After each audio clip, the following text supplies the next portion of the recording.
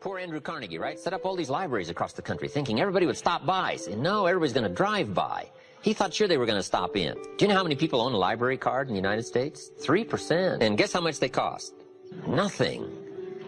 Wow. But see, it's within reach. Now, the key is, who's going to reach? There's a simple Bible phrase, and I'm an amateur on the Bible, but here's what it says.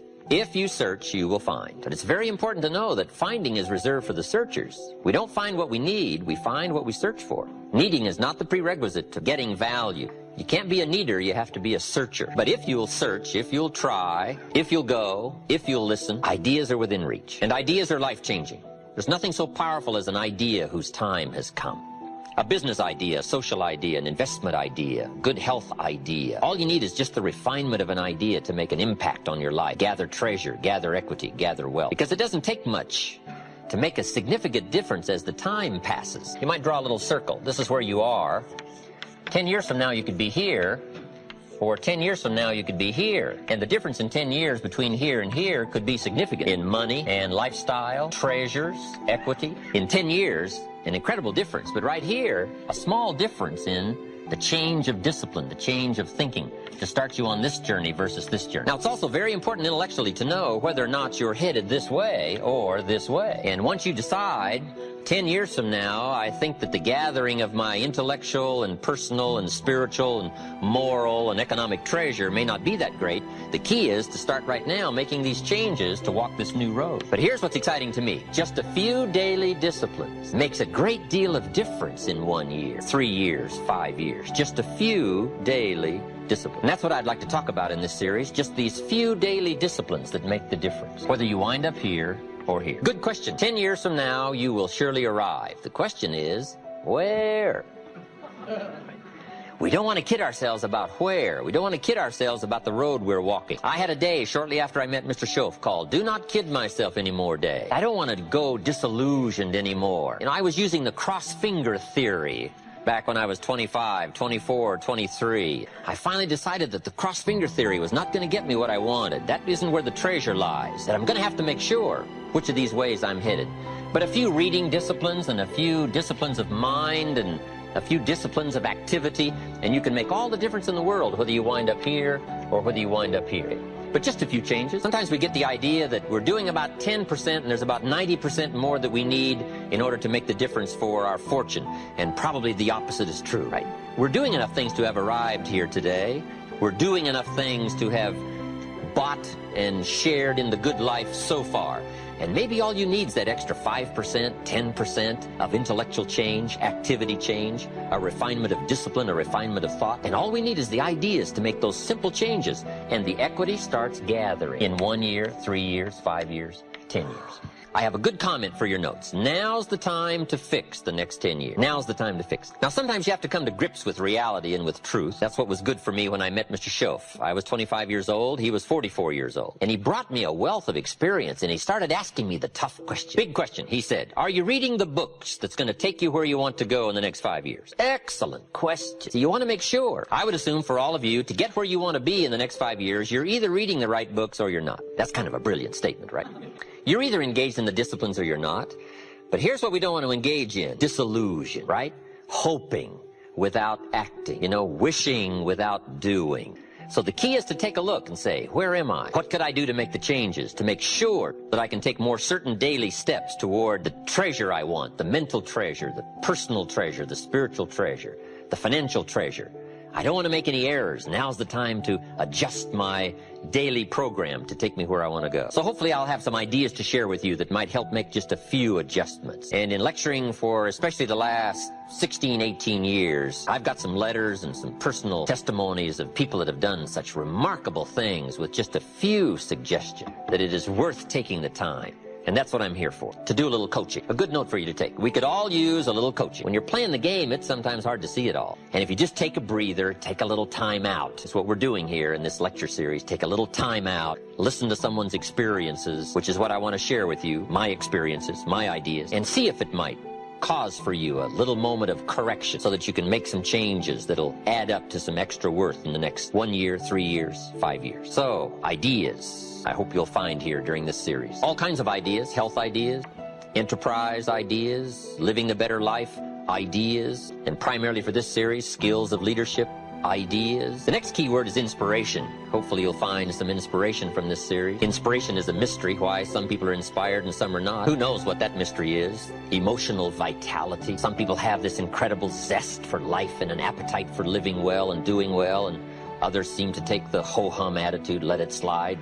Hopefully it'll work out anyway. I don't know what the difference of that is, but it is exciting to watch people who are inspired. But I think the key to it all is self-motivation. Self-motivation. The guy says, boy, if somebody just come by and turn me on, hey, what if they don't show up, right? You got to have a better plan for your life. Personal inspiration, drawing emotional vitality from life and the challenge, going for it. We all admire that. Hopefully you'll find some of that as we study together. And here's what I hope you'll find also during this series. Guidelines for translating response into results. I just want to share with you some of my insights, some of my experiences. I belong to a group that does business around the world. We've discovered a lot of ways and means, methods, ideas. I just want to share that with you from my own experiences and hope that it will serve as guidelines. But I'd like for the guidelines to translate response into results. Now, just a personal word. I don't know where I've caught you in this particular lecture series. Maybe this is springtime for you. You've got a new opportunity going and no telling what you're going to make of it, and you're all excited.